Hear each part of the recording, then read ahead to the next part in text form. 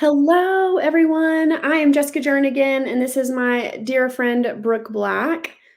My name is Brooke Black. I'm the founder of BLACKBEAR Communications, a ghostwriting and editing firm here in St. Louis, Missouri. Awesome. And I'm Jessica Jernigan, the founder and president of Abound Publishing. We connected, how long ago did we connect, Brooke? I think almost 2 years ago. I think it was about 2 years ago.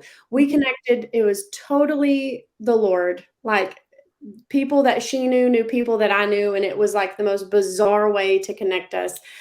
We found one another, and it's been friendship ever since. So she is near and dear to my heart. She is our contract editor through Abound Publishing. So anything that we edit at Abound goes through Brooke and her company, BLACKBEAR Communications. She is incredibly thorough, just a very good eye for this.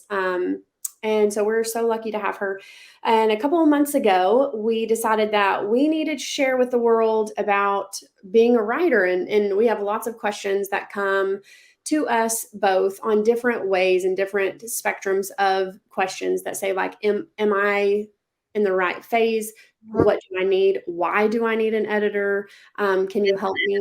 Yeah, what is an editor? What do you actually do, Jessica and Brooke? Like all of these things. So the heart behind this webinar is to break it up so that it's in smaller increments. We're not going to overload you with an hour long every week. We know that you have things in your life to do, and we're just going to give you the really big highlights of becoming a writer, the process of it, assembling a team, and kind of what's next for you. So those are going to be the 4 things that we touch on in this webinar.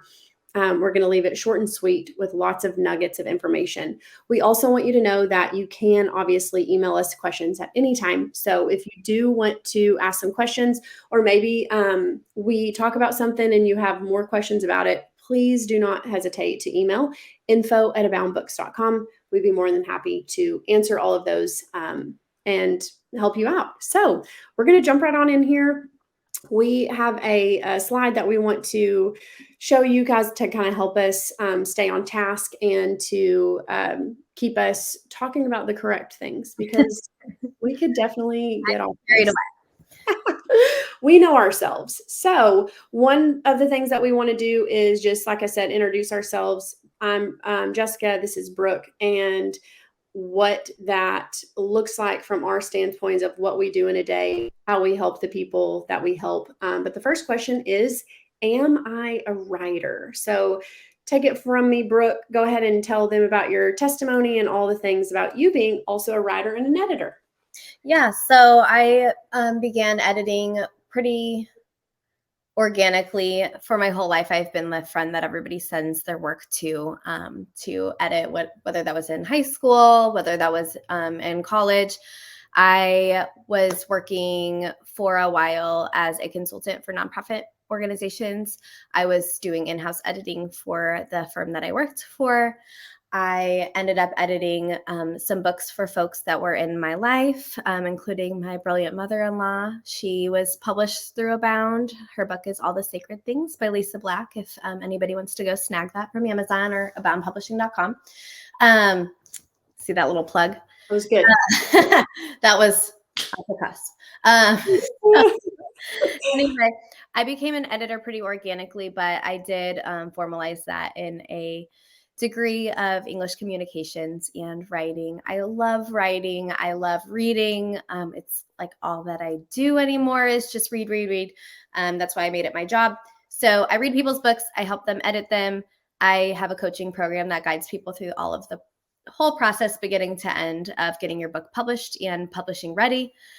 So if you are here on this webinar right now and watching this, and you are asking and reading on this screen, am I a writer? You probably are in some way a writer. I agree. Yeah. So a lot of things that come up in my, span of coaching folks that are writers or want to become writers, which they already are, is imposter syndrome and feeling like they are just, nobody was going to want to hear their story. It's funny. I've worked with some people with the most crazy stories and the most interesting childhoods. And they're like, well, other people had harder childhoods than me. Why would anybody want to read mine? And it's because there's somebody out there that wants to hear your story. And there's somebody out there always that will resonate with your story. I like to encourage people that, all of our stories matter. And now I don't think that every person on the planet should write a memoir, but I think that everybody that feels like they have a need to write and share something about themselves or share an experience that they've had or knowledge that they have about anything in the world should be encouraged to write it down and try to go through the process of sharing whatever it is that they were meant to share with the world and share with the people around them, because we all have these unique perspectives that deserve to be out there and not restricted and bottlenecked by a publishing company that marginalizes people or keeps people silent. So, or even are looking for a specific type of publication. Like that's kind of what I have found along the way is people, because we deal a lot with faith-based writing. And so listen, traditional publishers are not looking for faith-based writing. And so when they go through a traditional route, typically, unless it's a faith-based publisher, they're usually denied. And it's like, well, just because a denial happens doesn't mean that your story shouldn't be told or written. It just means that sometimes we have to do more than just one attempt to get our story read. And I think too, it needs to be said, like, am I a writer? Well, I'm not writing long form novels. Like I've written children's books, but I think we all can understand that children's books are just as important as a memoir, as a young adult's book, whatever it may be that you're interested in writing. If it interests you, write it. If it's something that you love to write about, write it. So again, kind of what Brooke was saying is the editing side of it is that logistic side. Also, I have to ask, are you an editor because you're really good at pointing out flaws?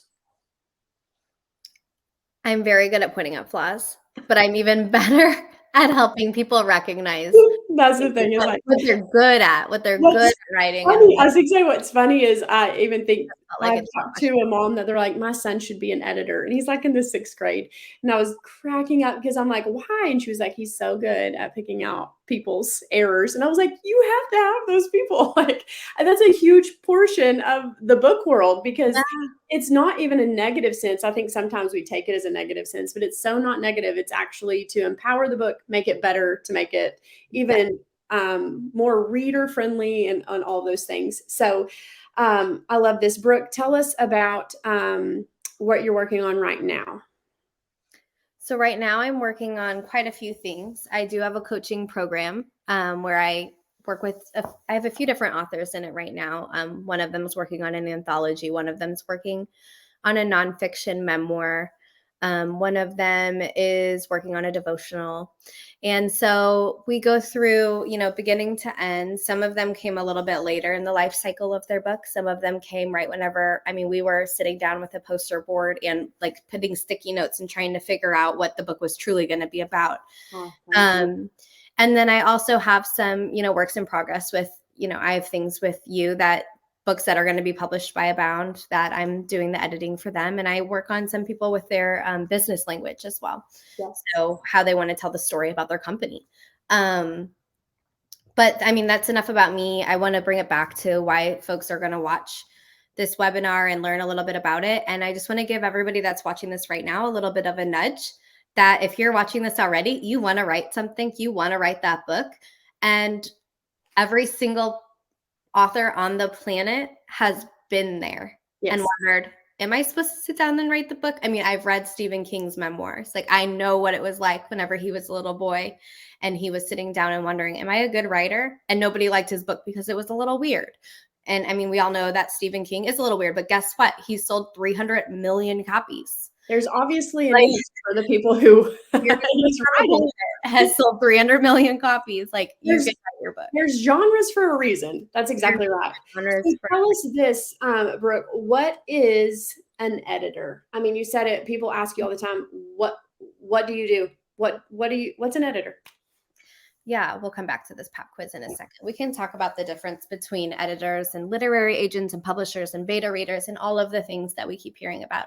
And now they're self-publishing. So why do we even need any of those things, right? So an editor is someone that looks at the manuscript, finds all the flaws, finds all the good things, and helps us pull the things out and extract the things that we don't need, put things in that we need, and helps guide you along the way of shaping your manuscript. So if that's truly the role, then those are developmental editors. But then we have some of the editors at that kind of end of the line that are more proofreading and line editing. And those are the ones that a publisher might say, even though you've had your book edited by the editor that you contracted, whatever freelance person you found, I still need to have my proofreader go through here and, go through with a fine tooth comb and make sure that our grammar is correct, or we're keeping the same voice throughout the book, or we're punctuating correctly and using all of those rules. A developmental editor kind of looks at things a little bit more creatively and helps implement voice, carry a tone, do some like little creative magic tricks to make things a little bit more vibrant in your manuscript, help identify plot holes, help guide the storyline along, tell you where things are slow, where is it going to be a page turner, where is it going to be a little bit slow and we maybe need to cut some words. They look at that whole picture. So a lot of editors do all three of those things. Some editors only do one, and it's really up to you and looking at your manuscript and what you need to who you want to hire. And what I want to tell everybody is that it is really important to let editors come in and breathe into your manuscript. Yes. If you think that you're going to write something alone and not get any criticism, and then people are going to want to read your book, is like, well, why are you afraid to have an editor look at it, but then you still think that you're going to have other people reading it? Exactly. It is important to sit down and, write with the door closed, write what you want. Jessica, you always say like no backspace. However, it's okay to be, you're going to have to get to a place where you open up a little bit to get feedback. And I'm not, like we joke about it earlier, that I'm good at finding people's flaws. No, that's not really what an editor is truly doing. But you have to have trust built with your editor and find someone that you're okay working with, and that you're okay for them to come back with a little bit of feedback for you or tell you how we can make the manuscript better. And I think too, there is such a, constructive criticism is a taboo word a little bit, but it's more or less kind of what you were talking about. I think it all can be boiled down to that trust in your editor, that if you know that that person has your best interest at heart, then even when they cut or even when they move things around that you wouldn't have seen, knowing that their experience gives them a little bit of an edge to go, hey, this is going to just sound better over here. Yep. You are always the one that cares the most about your book. Let me tell you, like, it is easy for us to get in our own head and be like, but this is how I wanted it, and this is exactly how it should be and should read and all the things. But if you're the only eyes on that book, you're not going to be able to see the big picture as well as someone who's never even heard your story, seen your book, read the manuscript at all. Is going to be completely fresh eyes. And it's super important to have an editor. So Brooke, does an editor connect people to a publisher? No. Unless you're working with me, because that's always my goal, because I'm a connector by nature. However, Brooke's awesome. Someone that formally does that would be a literary agent. We actually get paid for this. These are going to be the words that you hear on a traditional publishing, more or less. There are obviously people in the small press and even mid-sized press that can connect to literary agencies and want to do that. But most of the time, a large scale, one of the top 5 publishers, they're not going to even look your direction without a literary agent. So those are going to be kind of some important keynotes to what you're actually looking for long term and full picture. Maybe your idea is to be traditionally published. Look into literary agency, look into good editors that can help you get that thing to the next level so that the publisher sees it and actually resonates with the manuscript. Mm-hmm. So you now know what an editor does, a little bit about a literary agency. What is a publisher? A great question. So if you haven't actually watched the history of Abound, we've got it on our YouTube channel. You'll have to go and check it out. But the way I came into publishing was very informal and very kind of wacky, for lack of a better word. But it has been an incredible nearing 3 years of learning the process, researching, understanding more. I've been learning alongside a lot of people, and it has been incredible. But a publisher is basically an author advocate. So we at Abound, we are a small press publisher. We do not do the same as what most traditional publishers do, but we are the ones to help you get your book into the actual world, whether that be bookstores, mom and pop bookstores, the large scale. Maybe you're wanting to only do a book because you have some grandkids or some children that you want to get this book for, and we print it for them. Every success measures so differently depending on the author. So what we do as a publisher on through Abound is we kind of take your hand and we hold your hand through the entire process, whether that be with editing, illustration, formatting, cover design, a proofread, a marketing stand, whatever it may be. We cover lots and lots of things here at Abound Publishing, web design, all these things that an author needs. We just partner with you and connect with you, hear your story, consult, all the things, and then we are the final push into whatever format you want it to be: ebook, print, hardback, all that. So all the kind of the boring stuff that not a lot of people talk about, that's kind of what we do. But it's really fulfilling because we get to see the end result of that author holding their book in their hand for the first time, and super rewarding. I know that it has, if you're in the writing world at all, if you've been even remotely close to the writing world at all, you have heard the words self-publishing, which is publishing it myself because I don't need nobody. But actually that is not exactly what self-publishing is. So you need people in self-publishing. You just contract it out yourself. So think of it as a subcontractor building their own home. You have to go and find your own electrician, find your own plumber, find your own painter, find your own, all these things. Whereas a publisher or a general contractor does all of that for you. So that's kind of the difference of this. Is if self-publishing, it might not cost as much money to go the traditional route. Self-publishing route is going to cost a little bit more, but you have all the say. So the difference between self-publishing and traditional publishing is self-publishing, you get to do it yourself. You contract out the formatter. But if you don't like it, you can make changes. You can learn formatting on your own. There's lots of DIYs. You can cover design if you want to contract that out and pay that fee, or you're good at Canva. So you go to Canva and you create a cover design.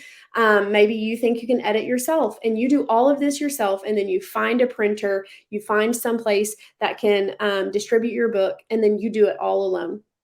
There are some pros to that. You get the final say. You get to do it at your own pace. You don't have to rush and meet deadlines. You can do it when and how you want to. The cons of self-publishing are you have no one else looking at this thing to tell you this is good, this is not, you need to trim this, cut this, change this. The cons of self-publishing is you don't kind of have that camaraderie with someone who's already in the publishing world to help with the marketing or any kind of different avenue to get your book into different various bookstores, shops, wherever it is. So there are some good things about self-publishing for sure. And then there's even like this hybrid model that's kind of marrying the two. And it's kind of coming on the scene a little bit more heavy emphasis of hybrid publishing. And it's really fun to do that. But you just have to have some kind of skills to be able to pull off the self-publishing side. So as far as the publishing and editing, we did miss one. Brooke, tell us a little bit about a beta reader. So going back to the editing side, what does a beta reader do? And pause before I answer that. I do want to say one more thing about self-publishing that I want to encourage people is, and I by no means would discourage self-publishing if it's right for you, but I want everyone to look at what they are writing and if their gut is leaning towards querying publishers and trying to find a publisher or self-publishing, and ask yourself why. Why do you want to self-publish? Why do you want other people to help in this publishing journey? Because if your reason for self-publishing is, I have a big fear of feedback, is what I'm going to honestly say. Is I have a horrible fear of feedback. Whenever I was a kid in high school, I would never even look at my tests when I got them back. I would wait till I saw my final grades. I could not handle it. And that is something that I have worked on. And so my question is, if you're looking at self-publishing, are you like me and that is your fear? Because if so, you might be doing a disservice to your book by not asking for feedback from people around you, which does lead me into beta reading. And that's exactly what beta readers do. So maybe beta readers are someone that you would source if you're really looking into self-publishing. Beta readers are not your friend that you are like, no, they're your friend. They're not your friend. Whenever I write a book and I look at my best friend and I say, will you read my book and tell you what I think? Sorry, what you think? Every single one of your friends is going to love your book. They love you. They already love your story. They're going to love your book. That's not helping your book get better, right? A beta reader is someone who specializes in a genre. Yes. For me, I would probably be a beta reader for memoirs because that's my favorite type of book to read. And I would take the book and I would look at it, even if I was not an editor, and look at it as kind of an editor would and say, here's some spots that didn't really make sense to me. Here's the pieces that I really liked. Here's who I think would read it.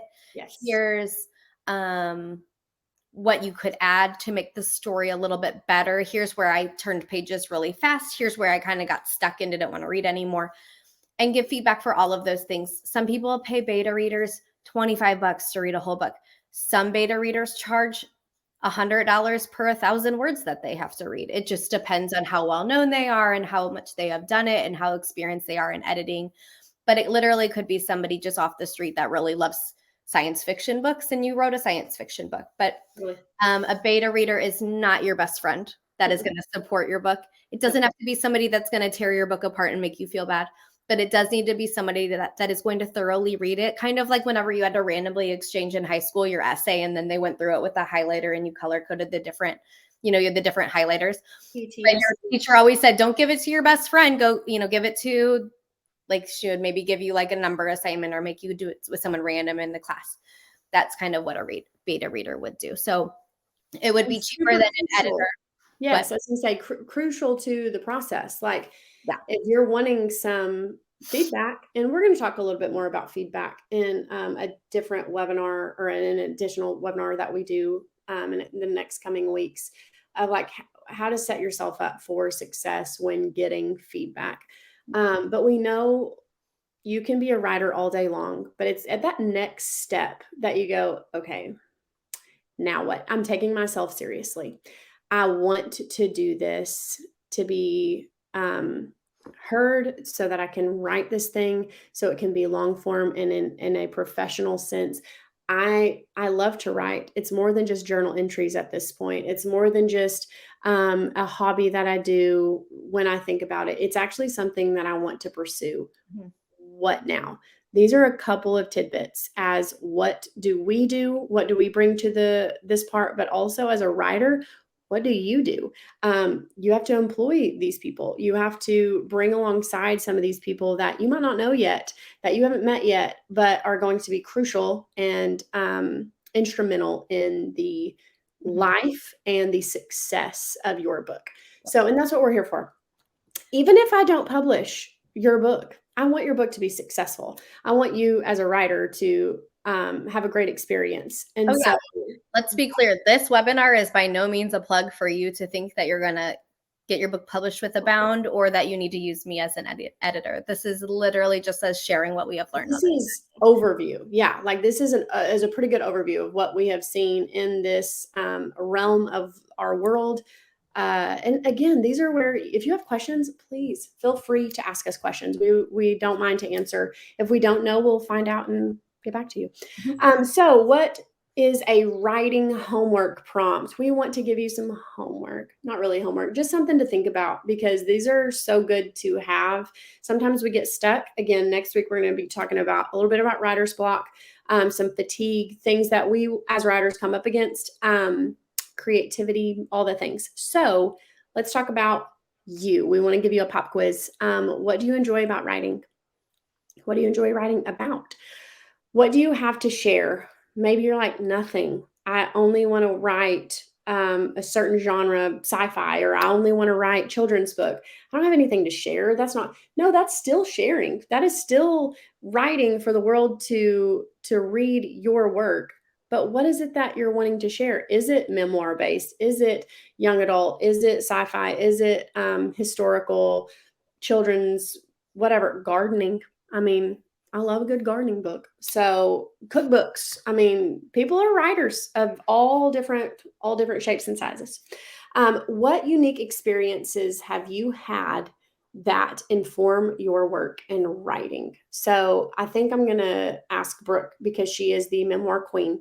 When I tell you memoir queen, what have you seen along the way in short form? What are some unique experiences that, as an editor, that you have seen that people are kind of intimidated to write about? Yeah, so I'll actually kind of change your question a little bit about like something that I personally have thought about whenever I've done this kind of exercise for me. Perfect. So I became a stepmom when I became a stepmom 9 years ago, whatever the math is. Maybe 10 years ago, 9. And when I did, I didn't know who to talk to. I didn't know how to deal with it. It was a scary thing. Nobody my age understood. Now I am 30 years old, and a lot more of my friends are step parents or they co-parent because we have just gotten older. Whenever I was 21 and became a stepmom, none of my friends had kids yet, or they were beginning to have kids. They were not step parents. That being said, I did not know who to talk to, so I dove into books. I read 1,000 nonfiction books about being a stepmom. And what I found in all of them is that every stepmom in the world is angry. Every stepmom is what I thought. I was like, I cannot find something that makes me feel better. I'm reading There's no encouragement. going down a dark road here. This is not going to be good. Yeah, no, I totally understand. I ended up, laying in bed angry at night about certain things, and I would realize that there were women that were much older than me and much smarter than me that wrote these books, and they're angry too. And I thought, well, that's kind of just what it's going to be like, I guess. And people would say, well, you know what you got into, it's hard. Being a step parent is hard. We see all these evil stepmoms in Disney Channel. Like, that's just what it's going to be like. And what I realized now looking back, because I've thought about this a lot, because I'm like, well, what would I want 21-year-old Brooke to have read at that time? Totally. I now have a family of 3 kids.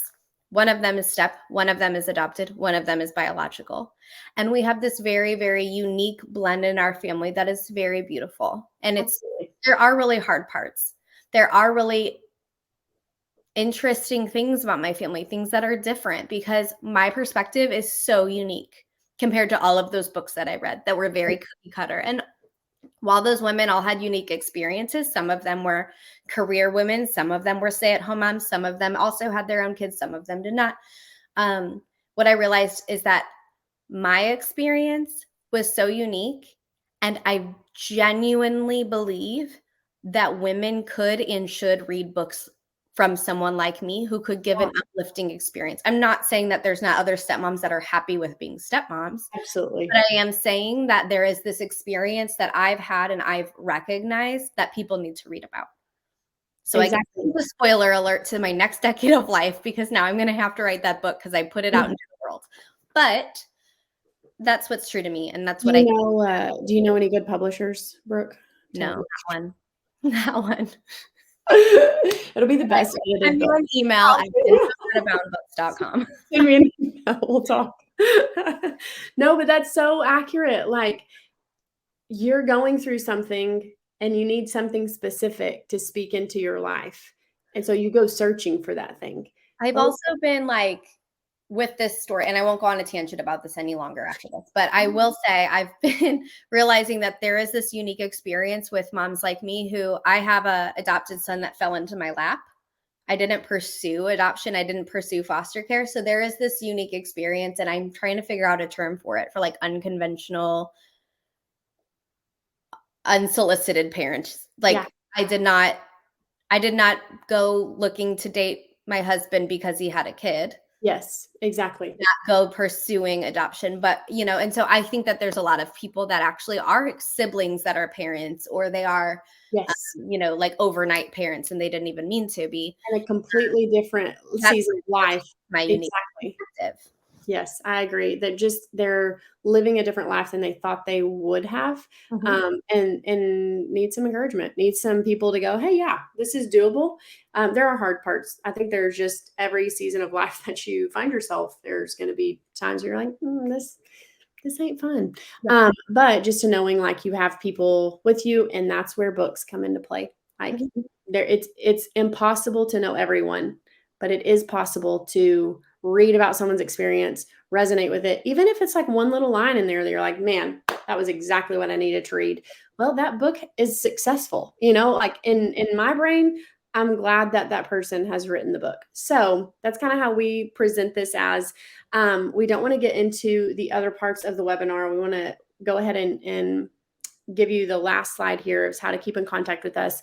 We both have social media. Please go and follow us if you don't already. Abound Publishing, Brooke Black at Black Bear Communications. Please let us know if you have questions. Our email's here.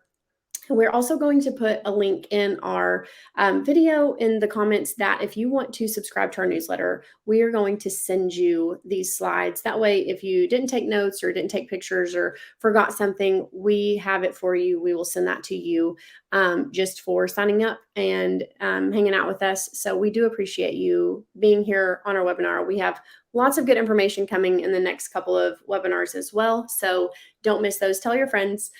Send them a link if you know someone who's in the process of writing or a little scared to jump off Yeah, into the deep end. someone that needs a little nudge A that's been little nervous about the writing experience. We do really want to take the fear out of writing, because even though it might be the experience that you're unsure of, there's a lot of uncertainty with it. It is an incredible experience if you find the right people and the right season doing the things that are what you're supposed to be doing. So thank you again. Make sure you subscribe. Brooke, thank you so much for being with us. She was with us more. visionary here. Visionary. It's so nice. So, also, if you let me see here, that was the last slide. Yeah. Cool. Okay, that's it. Thank y'all, and we will see y'all next week, same time, same place. Bye.